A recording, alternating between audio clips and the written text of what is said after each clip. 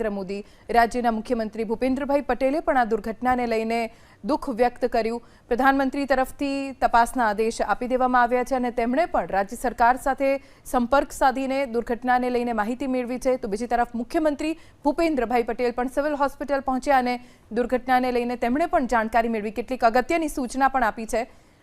ધાનેરાના થાવર ગામનું દંપતી આ પ્લેનમાં સવાર હોવાની માહિતી છે। થાવરના કમલેશભાઈ અને ધાપુબેન પ્લેનમાં હોવાની માહિતી મળી છે। પ્લેનમાં જૂનાગઢનું પણ દંપતી સવાર હતું। ઘણા બધા પરિવાર આ પ્લેનમાં હતા। જૂનાગઢના રવજીભાઈ અને શારદાબેન પ્લેનમાં સવાર હતા। રવજીભાઈ ચોવટિયા કૃષિ યુનિવર્સિટીના નિવૃત્ત અધિકારી છે। વધુ એક અપડેટ અત્યારે મળી રહી છે। પેસેન્જર્સના સગાઓના ડીએનએ ટેસ્ટ કરવામાં આવશે।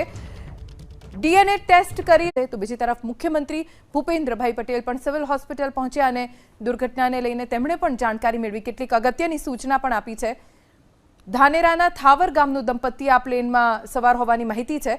થાવરના કમલેશભાઈ અને ધાપુબેન પ્લેનમાં હોવાની માહિતી મળી છે। પ્લેનમાં જૂનાગઢનું પણ દંપતી સવાર હતું। ઘણા બધા પરિવાર આ પ્લેનમાં હતા। જૂનાગઢના રવજીભાઈ અને શારદાબેન પ્લેનમાં સવાર હતા। રવજીભાઈ ચોવટિયા કૃષિ યુનિવર્સિટીના નિવૃત્ત અધિકારી છે। વધુ એક અપડેટ અત્યારે મળી રહી છે। પેસેન્જર્સના સગાઓના ડીએનએ ટેસ્ટ કરવામાં આવશે। DNA test